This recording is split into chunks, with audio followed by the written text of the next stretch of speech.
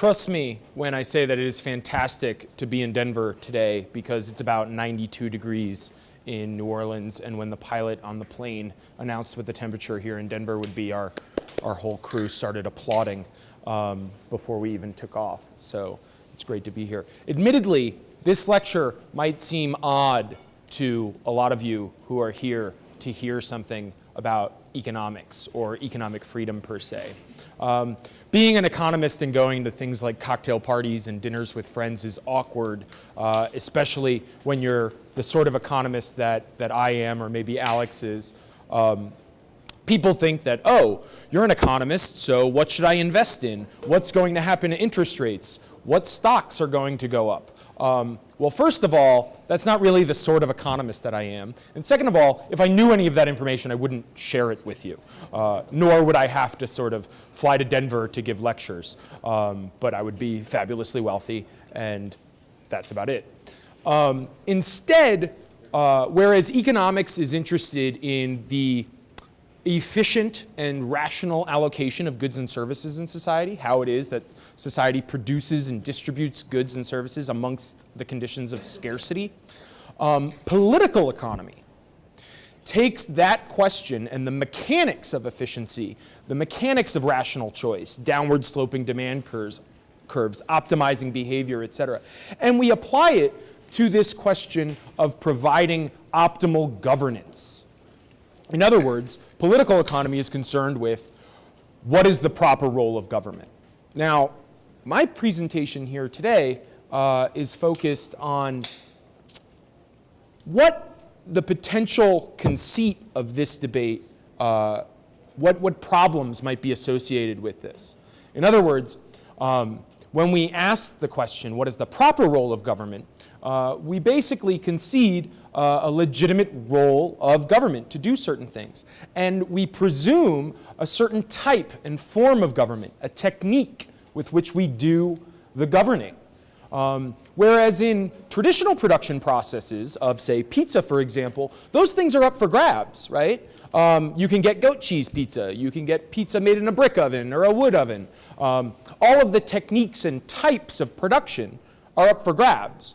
Whereas when we constrain ourselves to a more narrow question of how much pizza do we get, right? We're assuming away where we're going to order it from or what sort of toppings we're going to get.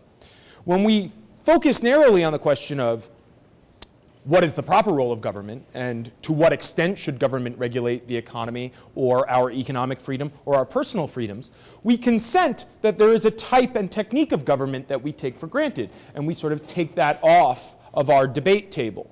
And I want to sort of push that a little bit and bring it back onto the table and ask critically, well, what types of institutions promote arrangements amongst individual market participants that lead to a society, in Smith's words, of trucking, bartering, and exchanging, as opposed to raping, pillaging, and plundering. And so many of you have probably heard of the concept of the prisoner's dilemma. And so my research, I call it the Imprisoner's dilemma, because the techniques of government mainly are criminal justice system and the mechanisms of formal, institutionalized law enforcement is, I think, a lot of these techniques that are taken off the table, so to speak. And it's the process of centralizing and monopolizing those techniques that I think can be analyzed with toolkits of what we would call Austrian and public choice political economy. Mainly the insights of knowledge problems. Does the government have the appropriate types of knowledge to determine the optimal amount of law enforcement in society?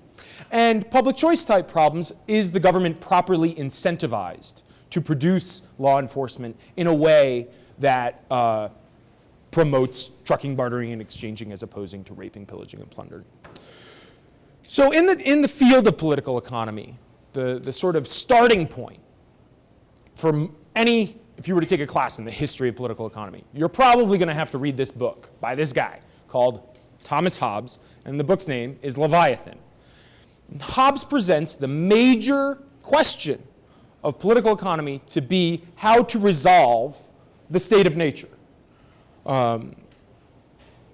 The sort of iconic quote from Hobbes is, "The state of nature, when without a condition of some form of government, is that each man is in a constant state of war of all against all, and life is nasty, brutish, and short." So Hobbes proposes that in order to resolve these challenges of the fact that each individual is constantly pitted against one another, that we would need some sort of exogenous enforcement device, some sort of last line of authority, some sort of government to be a rule definer and rule enforcer so that people would play by the appropriate rules, that we would respect person and property. Hobbes is right about the state of nature, but I'm skeptical that his solution, right, answers all of the really meaningful questions, mainly the types and qualities of governance in addition to quantities. How is Hobbes right about the state of nature? Well, lots of people agree on this, right? Adam Smith is one, right? Adam Smith, basically, in his pithy quotes of trucking, bartering, and exchanging versus raping, pillaging, and plundering, he delineates all of human behavior. He says we're constantly confronted with a choice. We can do one or the other. We can voluntarily associate with each other, or we can coercively associate with one another. To a large extent, the biggest challenge for people to realize is that the default condition of humanity is miserable. In other words, if you were to look at, say, the history of economic growth in the world, I tell my students, you can learn everything you need to know about economic history from watching Bill and Ted's Excellent Adventure. GDP stuff. It's basically a flat, almost zero line for most of world/human history. Until circa Industrial Revolution, and you get this kind of hockey stick effect. Whoa, stuff! We never had this before. You can eat it, you can wear it, you can keep yourself protected from the elements, so on and so forth. In other words, in Bill and Ted's Excellent Adventure, Bill and Ted, two youths from Southern California, go back in time and they picked up various famous historical characters. They pick up Socrates, and they also pick up Abe Lincoln. Now, the time length between Socrates and Bill and Ted, 1980s California, is very, very large compared to the time length between Abe Lincoln and Southern California. Yet, the lifestyles and general problems of day-to-day routine shared between Socrates and Abe Lincoln is very, very similar compared to the lifestyles and day-to-day routines that you and I have and Abe Lincoln. In other words, Abe Lincoln and Socrates would be like, yeah, I stepped in horse manure today. And they'd be like, yeah, I know, me too. You and I have no sphere of empathy with that. Right? We Google searched on our smartphones to figure out like where to avoid traffic. They can't even conceptualize that challenge. So in other words, for most of human history, we've had a really difficult time resolving the challenge of the state of nature well enough to bring about an abundant system of trade, exchange, barter, and division of labor. In other words, the scale is always tipped in favor of raping, pillaging, and plundering, as opposed to trucking, bartering, and exchanging. And this makes sense in economic terms. If any two of us were to come across one another in isolation in the middle of the woods, and I noticed that you had a slice of pizza and I do not, right? I can do two things. I can punch you in the face for the slice of pizza, or I can offer you something of my own in exchange for it. Well, if I say, okay, well, I have a tie, and I'll give you the tie for pizza. Well, first of all, I've got to conveniently have something that he wants, and he might think that my tie is ugly. Secondly, right, in the event that I give him my tie, at the end of the trade, I don't have a tie. I have pizza, but no tie. In the event that I just punch him in the face, I have tie plus pizza, right? That's preferable. In that sense, we're constantly inclined to rape, pillage, and plunder as opposed to truck, barter, and exchange. Another great book that I highly recommend everyone look at, and it's less old than Hobbes or Smith that we've talked about thus far. A large part of my job is basically just being an advertiser for good books. Paul Seabright wrote a book recently called The Company of Strangers. And the sort of beginning chapter, he's really emphasizing this facet of human association, of how challenging the conditions of cooperation can really be.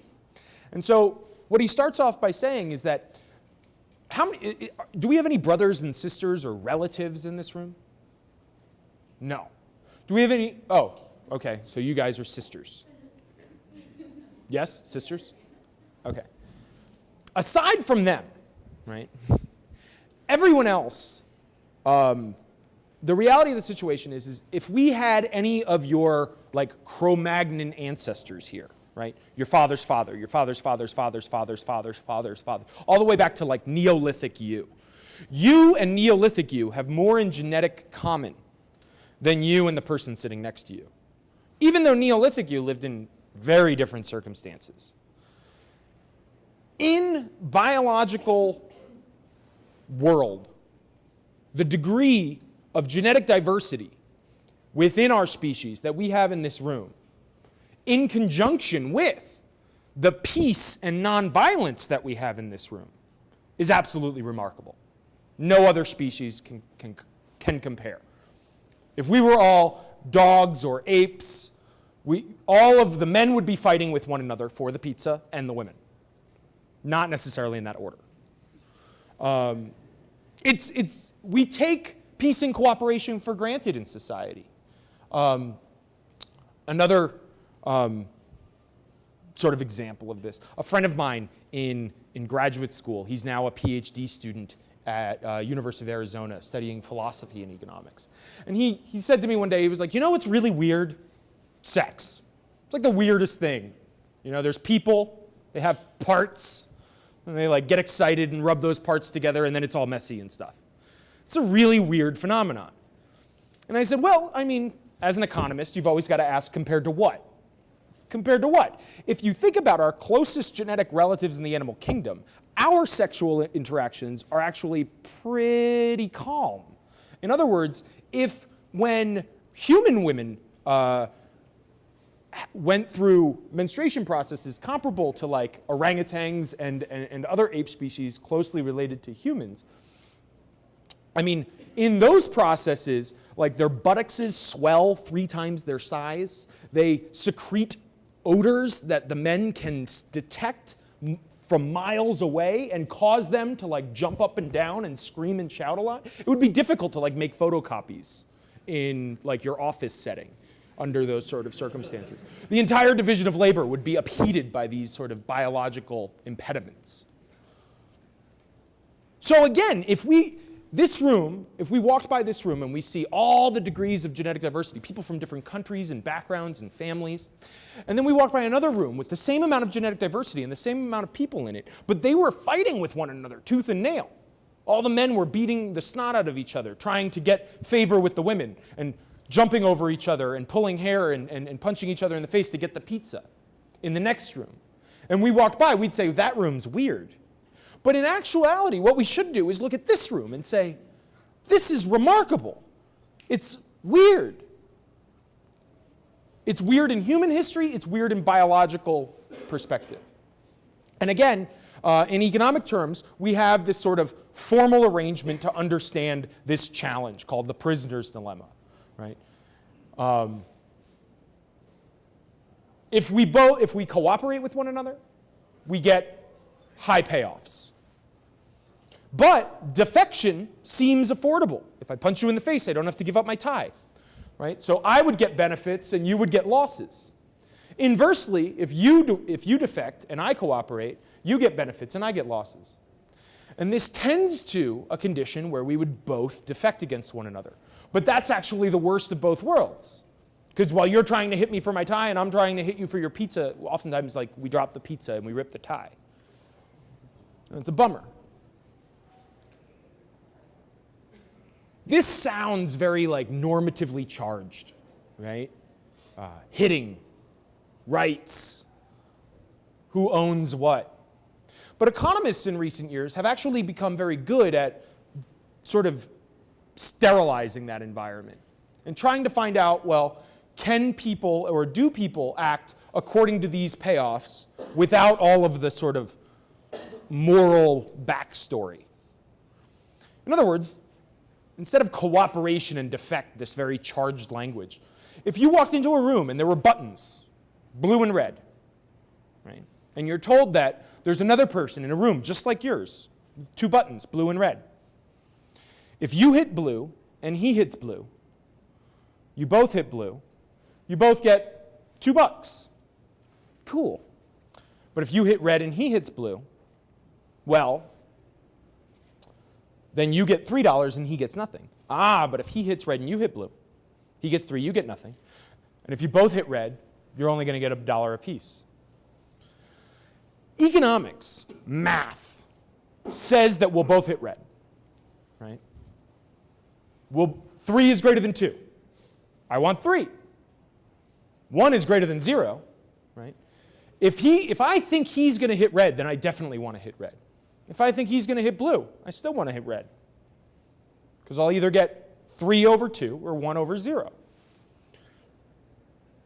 Well, George Mason University, we have what's called experimental economists. Vernon Smith won a Nobel Prize for developing this technique, the room with the buttons, right? I could have thought of that. And basically, we take undergrads and we pay them to play these games, blue and red buttons. And it took a certain kind of stupid economist, the first time we played this game, to be baffled that the rates of cooperation, right, both hitting blue, were higher than 0. Significantly higher than 0, right? Not like, once we got them to hit blue on accident, but rather, it wasn't over 50%. It was about 20 to 30%, depending upon the study that you're looking at, depending upon the conditions, depending upon the controls that they use. But you got significant but minor rates of cooperation, even without any sort of exogenous changing of the rules, right? Because Hobbes's version is that, okay, well, what we've got to do is punish defection. We've got to have someone outside of the traditional game, a monopoly, government enforcement, come in and change the payoffs, right? We have to have some court of law come in and say, well, if you defect, if you punch people in the face, you're going to get in trouble. You're going to go to jail. You're going to get punished to the point where we'll incentivize cooperation. But when we ran this experiment, well, we got like 20 to 30% of cooperation, even without threatening anyone. Well, then we start changing the game a little bit. First thing we did was we let the people talk to each other for about 20 seconds before they would play. So let's say you and I were going to go in and play this game. What's your name? Matt, I'm Dan. Nice to meet you. Do you know why you're here? We're going to play this experiment for this. I hear they pay you. Isn't that cool? Matt, all right. Well, okay. Oh, they're calling my name. All right, later. I go in, and then they explain to me, well, Matt's in the other room, and he's going to hit blue or red. I go, oh, Matt, he seemed cool. Blue. Cooperation jumped from 15, 20, 30% to 70%, significant majority. Huge gains in cooperation just from chatting, saying hello, handshake, wink at a smile. Seems remarkable. Right? When I try to teach the prisoner's dilemma to my students in undergrad, it's usually after the midterm, and I take out 2 students, and I tell them to go outside and not to say anything to one another. And then I bring them back in one at a time, and I accuse them of cheating on the midterm in cahoots with one another. And we walk through the whole example, you can do yourself a favor if you rat out the other guy. They get really freaked out. It's funny. But every now and then I pick poorly. Every now and then I pick people like sisters. Well, one time it was my own fault. They were twins. They easily did not defect, right? They were like, Professor D'Amico, I've been with my sister, my twin, all week. I know she didn't cheat. I didn't cheat. You're talking crazy talk. Get out of here, right? Other times I'll pick fraternity brothers, right? They've got this whole heavy lifting system of fraternalism and whatnot, things I don't really understand. But they don't defect against each other either. If you pick competing fraternities, they defect always. Right? So there's a predictability, a sort of structure to human relationships that map themselves into the laboratory settings. This is Vernon Smith's sort of conclusions now, because a lot of people have interpreted experimental economics to, well, oh, you got some cooperation, therefore game theory, prisoner's dilemma, that's all stupid. And he's like, Vernon's response is, no, you ninny, we're social people. You know, culture doesn't get left in the waiting room of the laboratory settings, but rather it stays with us. It's very difficult to purge all of that social learning that we enjoy over the course of society just to get experimental results. Right? In other words, it's like we go to kindergarten and we're expected to play in groups, and then it takes a certain stupid type of economist to be like, it's remarkable that they're not just evil and killing each other. Right? 18 years of continual team play for one sort of bizarre blue-red button example to like dismiss all of economic science. So in other words, what I want to sort of think about is, well, let's get back to this quality of governance as opposed to just the optimal size or scope of government and ask, if we can get such significant returns from wink and a smile handshake, and compared to Hobbes's alternative, a fully empowered monopolized rule enforcer. Because I would argue that there's a lot of costs in our contemporary criminal justice system and inefficiencies from largesse and sort of excessive bureaucratic enforcement that we could probably do without. And if we had cheaper alternatives, we should be investigating those and thinking about them. And I'm not the first person to say this. This is a picture of Alexis de Tocqueville. I really like him a lot because I think he's like the world's first hipster. Tocqueville, most people know, wrote a book called Democracy in America. It was so good he had to write it twice. It's like 2 volumes. It's big. Democracy in America is actually one of the world's first examples of observational social science, which is sort of fancy talk for hanging out. Tocqueville came from France and hung out in colonial America for 9 months-ish. Just watched what people do, took notes, went home, locked himself in an attic, wrote Democracy in America. What was his conclusion? Well, the puzzle, his motivation for doing this, so to speak, was that America was remarkably cooperative, remarkably productive at this very early stage of its development. And yet, the rest of the developed world at that time, England, France, Germany, et cetera, they were sort of mild in political upheavals, economic recessions. The world was going crazy, and yet here America was, a nation of farmers, right? People who dug in the dirt all day. A hodgepodge collection of strangers, people who shouldn't, according to all conventional wisdoms, be able to get along with one another. Yet, we were sort of kicking butt on the frontier in economic and peaceful terms compared to the rest of the world. So that was the puzzle, what's explaining this. And Tocqueville comes back and he says, you know what? You know what they're really good at? Associating, joining, civil association, the art of a civil association.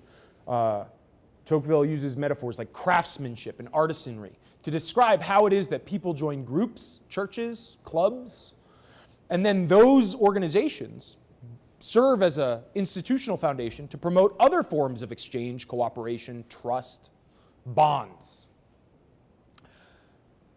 Most people know that about Tocqueville.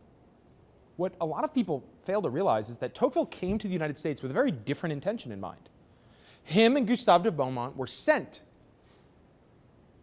by the government of France in order to investigate our penitentiary system. In other words, Tocqueville writes a book before Democracy in America called On the Penitentiary System in the United States and its Applicability to France, co-authored with Gustave de Beaumont. The majority of his 9 months that he spent here were in our prison facilities at the time. Now, why was he sent to do this? Again, the puzzle, why is America doing so well at the early time, was the same. But I think what this represents is the presumption of the majority of governments at the time to think that it was our formal exogenous law enforcement institutions which were promoting this degree of exceptionalism in the early period of America. They thought that the reason why America was getting so much done was because we had innovated a new type of governance, a new technique of how to enforce our laws.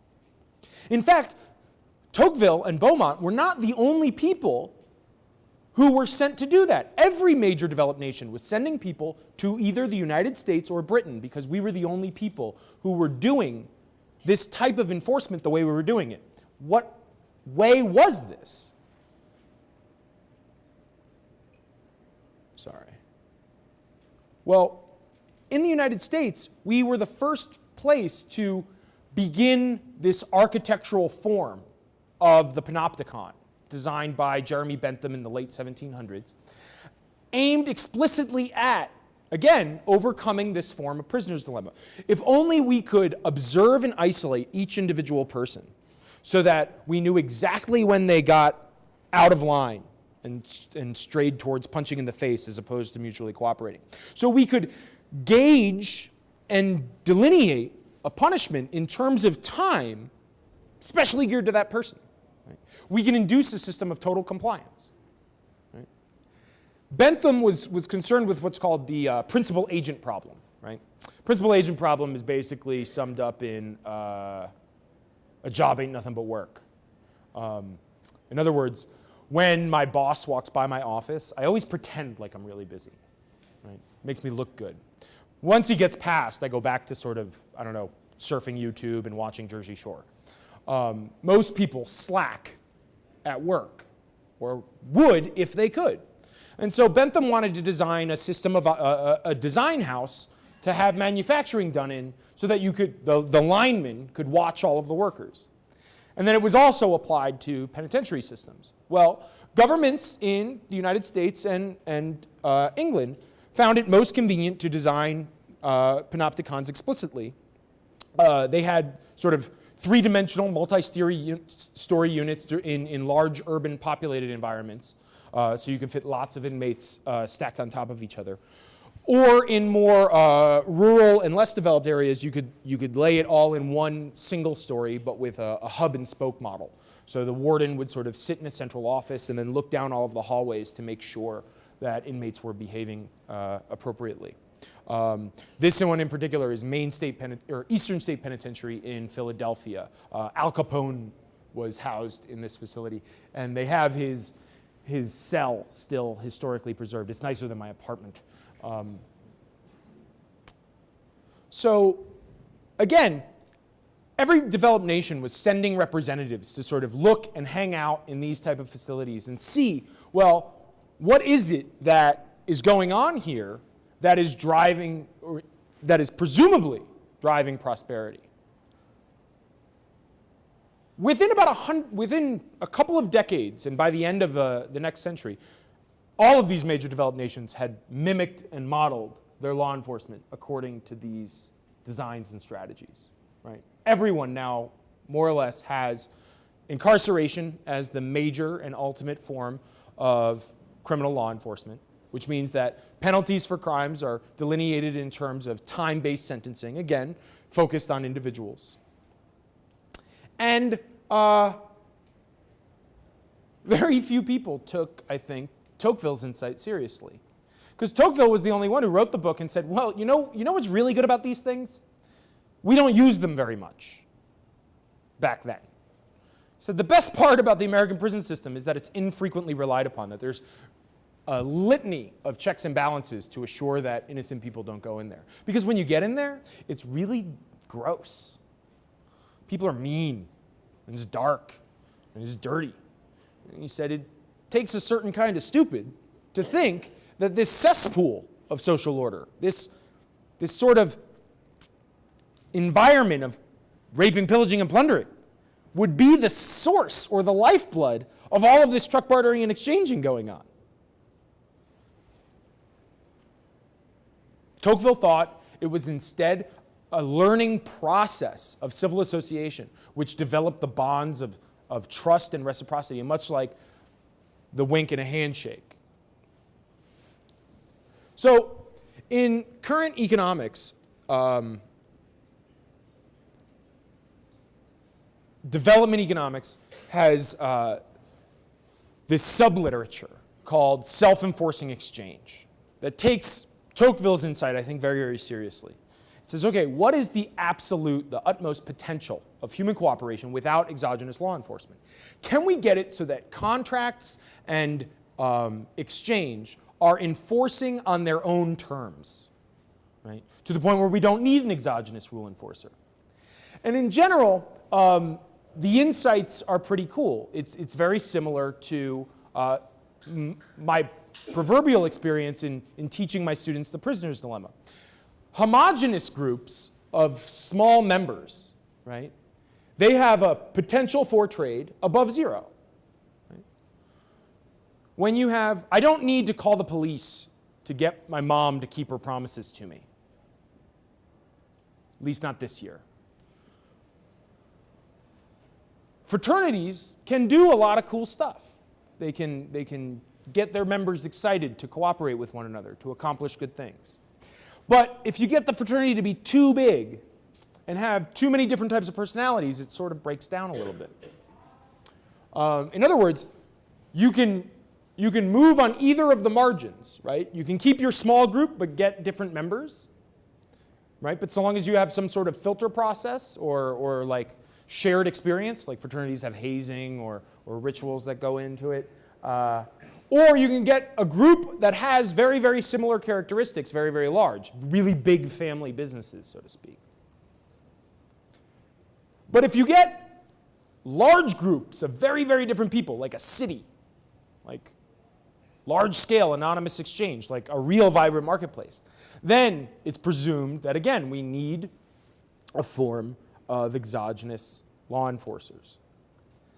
Well, I think, again, we've at times overlooked some of the more subtle insights of these conclusions. One being that, well, first and foremost, we should admit that exogenous law enforcement might be a problem or detrimental to the effective processes that go on in small homogeneous groups. In other words, my first year as a professor, I was asked to be a faculty advisor for a fraternity. There was a bunch of dudes. There was like 12 of them, right? My school is much smaller than Metro State. So these 12 kids had a fraternity. And they were very, very excited about their fraternity. But come election time in the year, all of them started hating each other. And they would use this elaborate process of voting for who's going to be the president and the vice president and the treasurer and the secretary. And then from the previous semester, they were accusing all of this malfeasance. Right? He embezzled fraternity funds, and so lied or milked the vote, and so on and so forth. They were like ruining their friendships and ruining their organization. Not only that, but elections are supposed to do something, right? The purpose of the election was so that whoever had the most sort of like leadership ability or gumption would be elected the president. But in reality, it was a group of 12 white guys, upper middle income, like at a mid-tier liberal arts university in Louisiana. Like the range of variance between their leadership quality was about like that much. And yet the costs and efforts and energy associated with going through these arduous political processes was very, very high. So what I was willing to argue was like, even if you get the second best leader as your president, it's cheaper than going through this whole rigmarole. Right? So the formal processes of traditional governance can be a detriment to the informal processes of small homogeneous groups. We often forget that. That's one thing to keep in mind. So the other question is this really true? That the probability for anonymous trade in large heterogeneous society is less than zero? That we'll never be able to overcome the state of nature in order to get something like a Manhattan without formal government law enforcement. And even if that is true, then shouldn't we constantly be concerned about, well, the potentials for things like creeping totalitarianism or whatever moral hazard or incentive problems might be associated with empowering that very strong and unique governmental apparatus. The person who I think is doing some of the coolest work on this is a guy named Pete Leeson at George Mason University. Again, another commercial for another really good book. And he says, okay, well, admittedly, we don't have a lot of examples of wide-scale, diverse, large groups trading with one another and becoming very prosperous societies, right? We don't have a really good non-state system that meets the conditions of this cell that we can look at and understand how it is that they've overcome the prisoner's dilemma challenges. But what's the best we can do? Well, he tries to stack the deck for himself. And what he tries to do is say, okay, well, what if we could get a group of people, which is significantly big, like tens of thousands, and pretty diverse, like lots of different backgrounds. And what if they were all just jerks, right? Because maybe that's doing a lot of the heavy lifting in our example in Alone in the Woods. Maybe it's like, I'm just a nice guy and don't like punching people in the face, or have no comparative advantage at doing it. But if we could get an experimental condition where everybody was a total cutthroat jerk and was open about it, right? They even wore it as a badge of pride. Like, I beat up people way better than you beat up people. You wish you could beat up people like I beat up people. And the whole community was made up of just these people. Could we get a degree of order and self-governance as opposed to exogenous rule enforcement out of a group like that? So Leeson started reading a whole bunch of books about pirates and finds really interesting results. His book is called The Invisible Hook.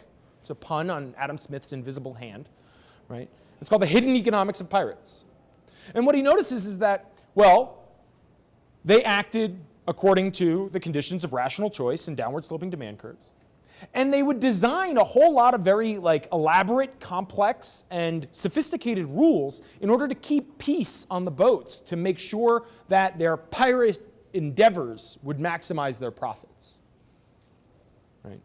If you're on a boat and two people get in a fight with one another and one shoots, that risks everyone's life, because bullets put holes in boats and then boats sink. So there was a self-enforcing incentive to keep peace on the boat. Furthermore, some of the they designed elaborate constitutions. Some of the constitutions look and taste and smell a lot like the American Constitution. Hundreds of years before the American Constitution was ever written. Leeson's found evidence to even suggest that Thomas Jefferson had a copy of Blackbeard's journal, which had been published.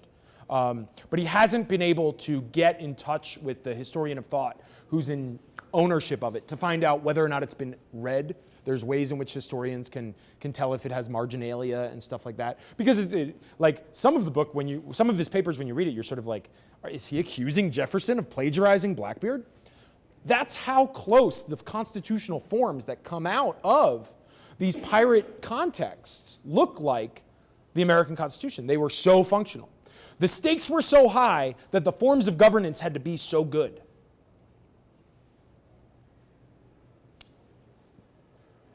Leeson writes another paper called The Calculus of Piratical Consent, which is a pun off of a book by James Buchanan and Gordon Tullock, pioneers of the public choice tradition, called Calculus of Consent. And Leeson's paper demonstrates that pirates sort of have one up on us, which is to say that where constitutional scholars have to punt when it comes to this question of voluntary exchange versus coercion, because yeah, a couple of people signed the American Constitution, but that wasn't me, and it wasn't you. And so in a large extent, what we use is something called the social contract, which is to say there's this perceived and conceptual unanimity that by being a member of society, we give a tacit consent. Pirates gave explicit consent.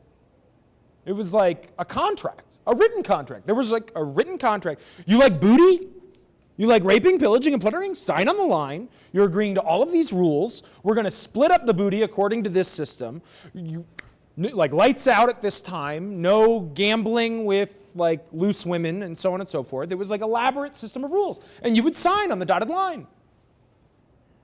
Explicit unanimity. Now I think that this reintroduces a challenge for Leeson between this informal and formal source of social order. Why? Because which is it? Is it that Blackbeard was a genius and wrote a great contract that lots of people wanted to sign on the dotted line?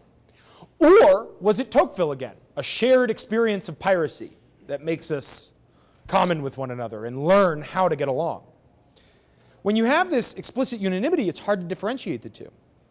So what I was hoping to do is find a case wherein, instead of explicit unanimity, you had zero unanimity. Where you had the same level of jerks, people who like to rape, pillage, and plunder, people who hate each other, people who would pride themselves on their fierce responsiveness, but who have no desire to be associated with one another, who would leave their social environment if only given the opportunity. Well, the best thing I could think of was inmate societies. Right? When arrested and put into jails, inmates don't want to be there. Right? They would much rather leave. And there's a litany of forms of social science that came out of studying the prison experience. Well, first of all, we've said that the early designs of our most popular penal institutions are these isolating institutions. The reason for this was twofold. One was that you could calculate and hone prison sentences. But the other was to suppress the development of social order. Because there was a concern, well, if we put all the bad people in the same place and they get along, then you're going to have like a super bad grouping of people that would be a bigger threat to society at large than any of the individuals were when they were isolated. So our first penal practices often involved hooding, right? Not like they would just wear a hood, but a sack, burlap sack that would be tied around the bottom so that inmates couldn't see one another.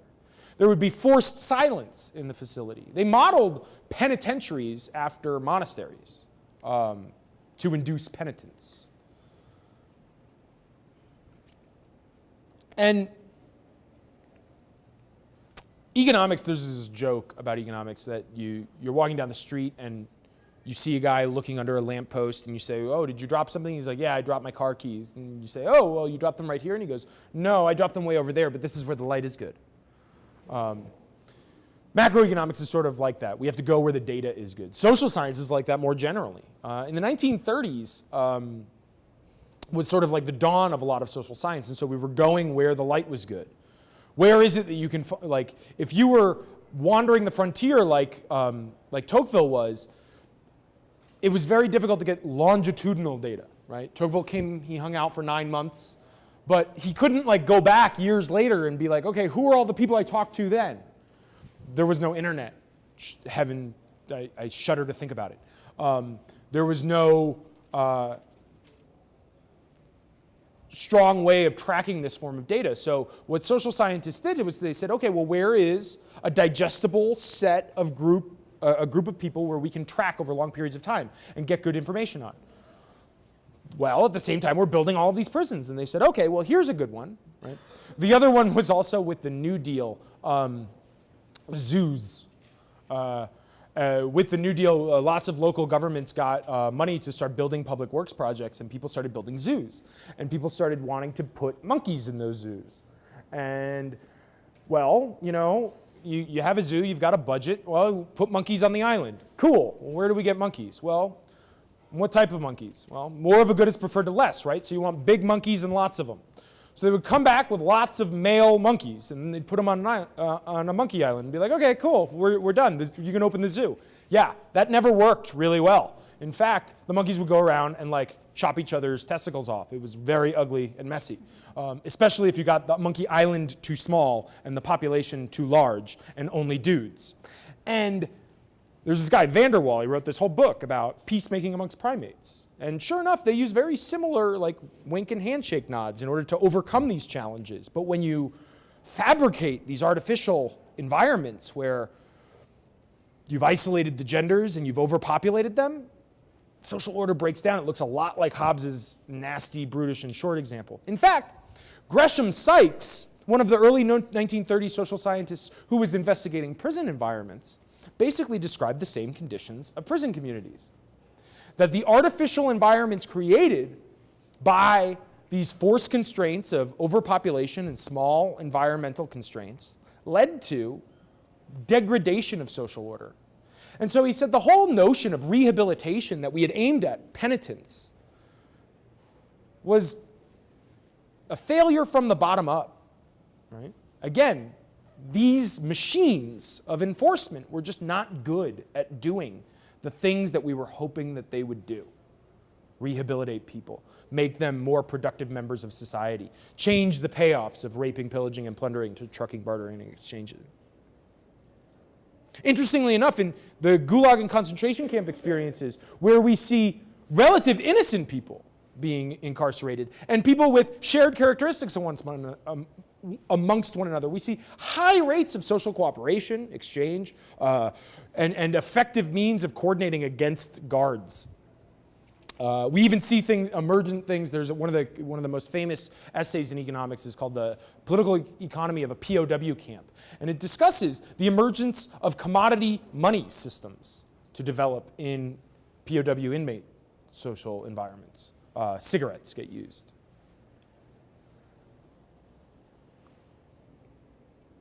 Current ethnographies are becoming a bit more popular.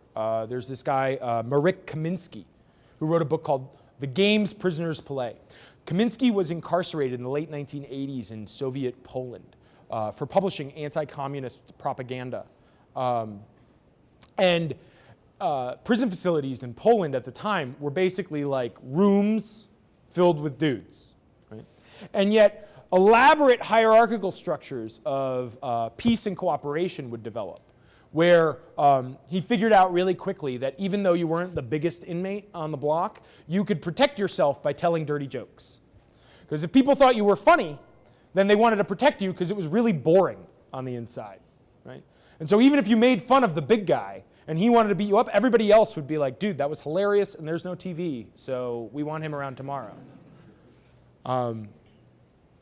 Again, much like Leeson's example, elaborate social norms to resolve a variety of unique circumstantial constraints. One of the most premium things in Kamiński's environment, one of the most scarce things, is clean air. This is an overpopulated room with very low, filtration and airflow. And so farting is this real social bad, right? It ruins everyone's day. And so if you pass gas accidentally, people beat the snot out of you. And so people had to figure out ways that, sometimes you just have to pass gas. And so there were these elaborate norms that you would have to sort of announce that you were going to do it, and then everybody would do it at the same time so as to minimize the duration of the unpleasantness. It's a fun read. I definitely recommend the book. But so, okay, most of these examples are relatively small-knit, again, and the social orders that are emergent, they're not great, you know? They're not elaborate exchange and production techniques. They're more like coping just to get by, right? A prison environment with less farting. That's the best we can do. I wouldn't hang my hat of political economy on that necessarily. However, I do think that there's some really interesting things that occur in various prison experiences. This is a video that went viral online from the Philippines. This was actually the most severe maximum security facility in Cebu, the island in the Philippines where this was filmed. Rapists and drug dealers. It's the most violent criminals who they were incarcerating in their facility. Asian cultures have to do calisthenics in the morning, and so they would make their inmates do exercise routines. And the warden noticed that, well, this was the one time when the violence would be really low, so if only I could get them to like it. and to continuously practice and do it, then maybe we could keep the rates of violence in the facility down perpetually. And so he brought in a dance instructor to teach the guys how to do it. They now self-enforce, right? They make hundreds of YouTube videos. They do lots of tracks from Sister Act. They did Soulja Boy. They go on tour. They do routines with female inmates as well. Most of them reflect back on their days of criminality and want to sort of be reintroduced into traditional society. They consider it an entire rehabilitation format. More and more of these like very non-conventional punitive techniques are being experimented with. In my state of Louisiana, we have a rodeo at the Angola prison. In 1970, the Angola prison facility in the United States was one of the worst in the country. Massive rates of inmate-on-inmate violence, massive rates of guard and inmate violence. They implemented a rodeo system. It's a ranch where inmates work alongside cattle throughout the year and then seasonally put on a rodeo. This is a true statement about what occurs there. Monkeys riding dogs, herding goats onto cars. It's pretty amazing. Inmates compete for cash prizes. It's called Game of Poker, and inmates sit around a table, and then a bull runs through the table, and who's ever the last person to sit wins $5,000. Rates of violence and general approval ratings of the facility have gone up, violence down. In the late 1980s, Maine State Penitentiary in the state of Maine in the United States, the warden noticed, hey, my inmates get along really well when they're woodworking and doing handicrafts. And there's a roadside craft show where they could sell their wares. And so there was a limitation that they couldn't have more than about $1,000 worth of capital equipment to work with. And he said, well, that's a silly number. Let's just get rid of it. Let's bring it to like $25,000 worth of capital. Within 6 months, right, one guy bought out the cantina, the cafeteria of the facility, turned it into a profit-making enterprise, hired half of the facility. And part of the contracts of hiring people was that they couldn't fight one another. So peace and cooperation amongst the facility skyrocketed. After about 1.5 years, the federal government came in, put the entire facility on lockdown for 6 months, and confiscated all of the capital and said they weren't allowed to do this anymore. Right? One guy, before they shut it down, was estimated to make $80,000 a year. So I think that, in general, what we realize from investigating the prison experience is that people are adaptable to the incentives that they're placed within. And the counter example of, say, the Cebu experience, Maine State Penitentiary, et cetera, is this. These photographs were taken from what's called the Stanford Prison Experiment, which was conducted by a research investigator named Philip Zimbardo. Zimbardo's book was published in 2007, and it's called The Lucifer Effect: How Good People Turn Bad. Now, this experiment was done in the late 1970s, hence the silly sunglasses and mustaches of the people in the photos. But it took him so long to get over the sort of jarring emotional experience that was associated with this experiment. Zimbardo, like economists today, had to use undergraduates for his psychological experiment. And he brought in a bunch of undergrads from Stanford and delineated them into inmates and guards. And within 3 days, bad things happened. The guards were basically torturing the designated inmates, right? People started throwing feces at one another. There was a potential riot on their hands, and none of it was real. They were hanging out in classrooms in the Stanford psychology department. And it took the faculty secretary to tell Dr. Zimbardo, you're doing something very wrong here, and you should let these boys go, right? So whereas the Cebu Philippines took murderous drug dealers and turned them into sort of dancing Michael Jacksons, Philip Zimbardo took college undergrads and turned them into literally poo throwers within 3 days. Right? Our behaviors are in large part driven by the incentives in which we exist within. But the potential for discovering unique ways of overcoming those challenges is infinite and varied. And so I find it just strange and disconcerting the extent to which we've embraced the ethos of formalized law enforcement in our nation. The United States currently incarcerates more individuals than any other country around the world and through time. Our rate is about 1 in 100, but that rate gets far more increased when you isolate particular demographics. So amongst African American men, it's more like 1 in 10.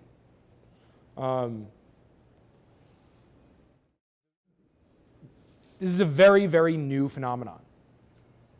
Right? So most of this growth is in conjunction with things like the drug war. In general, I get a lot of questions about, well, how would you respond to the social problems of things like crime and drug enforcement? And admittedly, I don't know, but that's sort of the power of Tocqueville's response, is that it requires social experimentation and learning to get good answers. And that's precisely the types of processes that are suppressed by the monopolized control over conflict resolution through traditional governmental forms. That's all I have for today. Thank you so much for attending.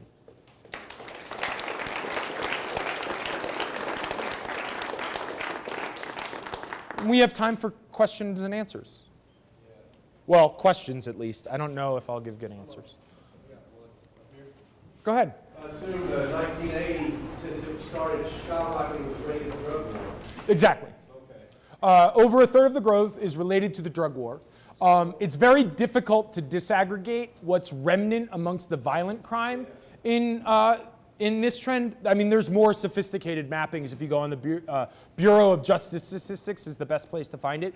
But now the majority of inmates are in for drugs in particular, and explicitly non-violent drug violations. So, Selling and stuff like that. right, selling and consumption.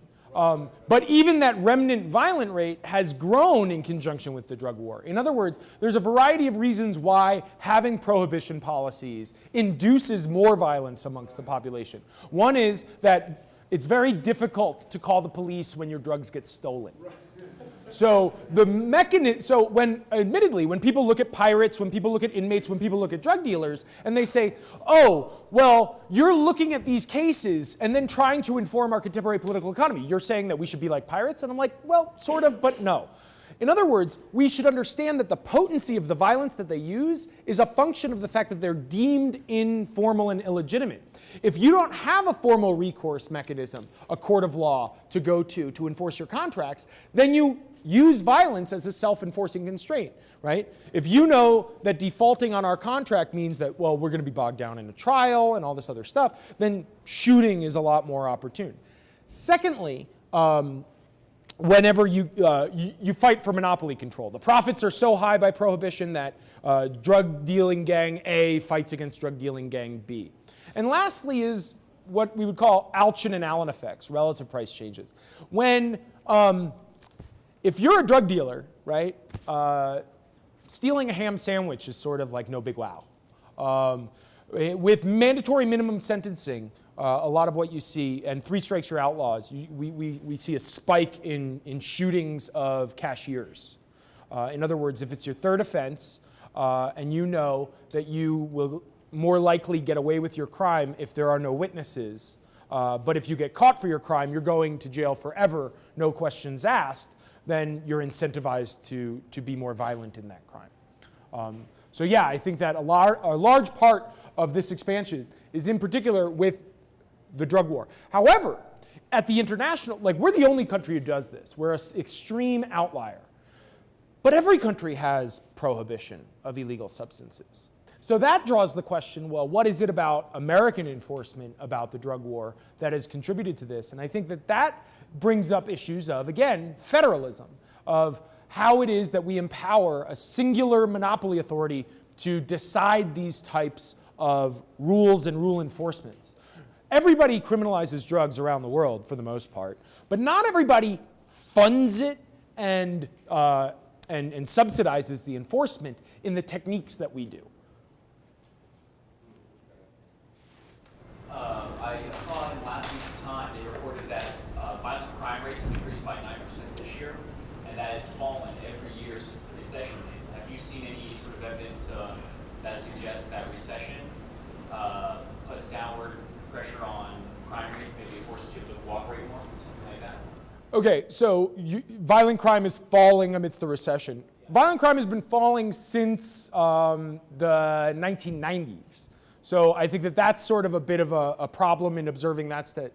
Secondly, most conventional wisdom would say violent crime should go up amidst recession because people are out of work and they're desperate and so on and so forth. But this observation is actually true to form, is that, well, when people are out trying to find a job, they don't have time to go about and like rob people. And when everybody's sort of out of work, it's not really, who am I going to rob? So both of those things are sort of counterbalancing one another. But the biggest thing that often gets pointed out is that, well, circa 1990, everybody thought that we were going to be like attacked by the Foot Clan from the Ninja Turtles, right? What we noticed was that on average, criminals were younger and more violent than they had been in previous decades. It was like, and people thought they were going to come of age to be 20-somethings, career criminals, and then they'd be replaced by a new crop of young, hardened criminals. But actually what ended up happening was that around 1990, crime started to decline. So some people look at that inverse trend and say, prisons are working. But here's the kicker. Violent crime has been falling in other countries like Canada, Britain, and most of the developed world in this same period. And the thing which is also correlated with that is the decline in reported drug use and drug profits. So, on economic terms, we're wasting a ton of money compared to these other countries that are enjoying criminal declines amidst our prison boom. Also, if you look at crime declines over a longer historical period from, say, the 1700s, you get systematic and continual decline and these like comparable falls as we've had since the 1990s, but again, without massive surges in our criminal enforcement costs. So I think any way you slice it, you can't make an economically efficient argument for the way in which we, like if you were to say, hold up a chart looking at expenditures, it looks comparably like a hockey stick. Like our correctional budget is 5 times what it was then. Similarly with our police on the street budget. More questions?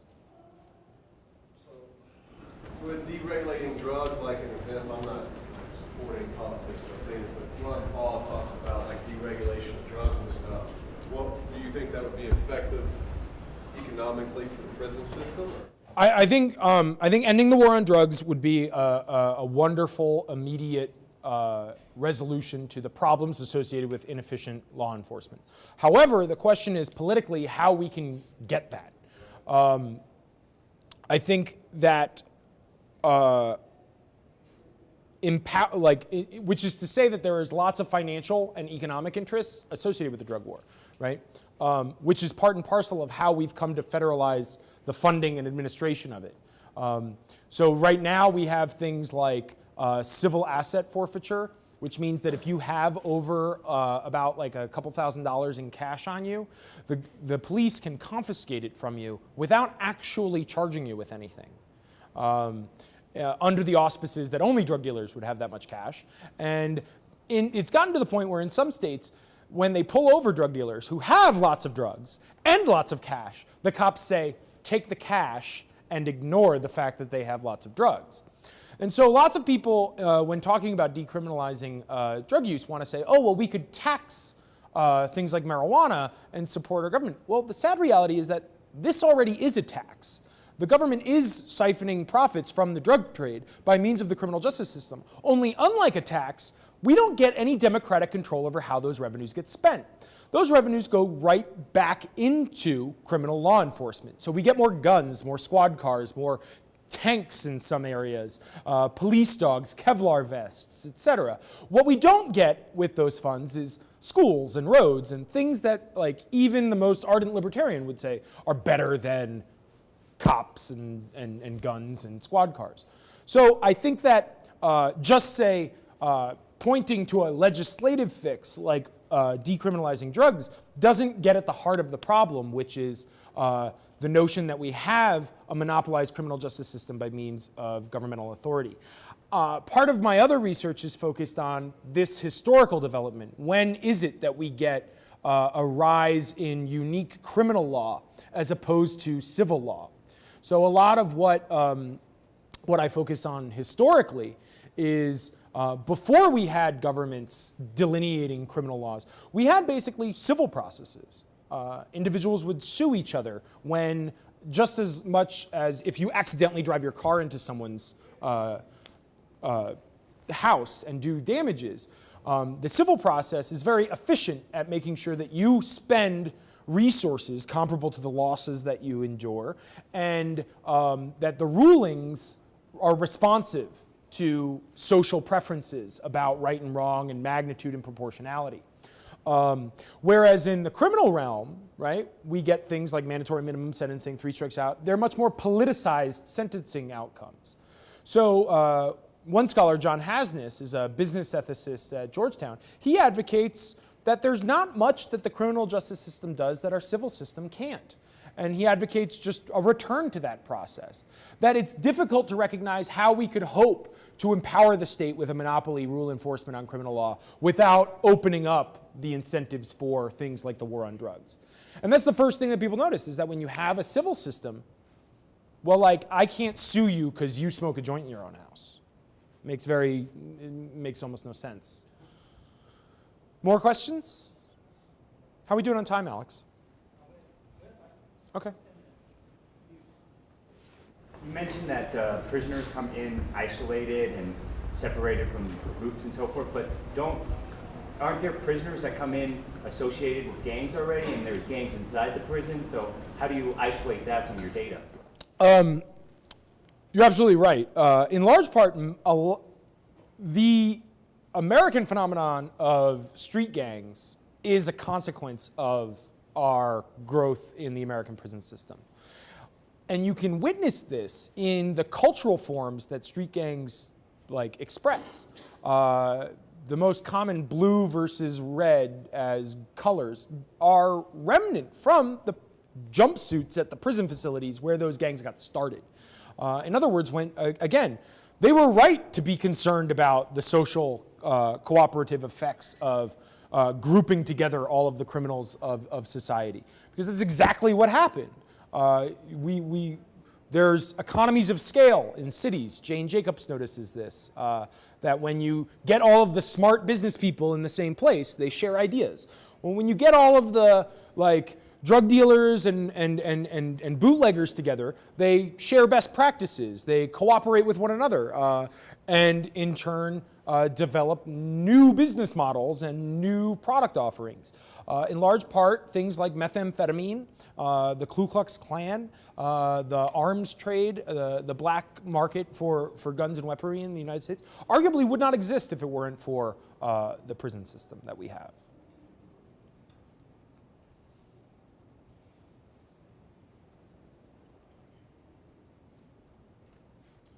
More Q&A? Well, it's been great to be here, guys. Thanks so much for attending.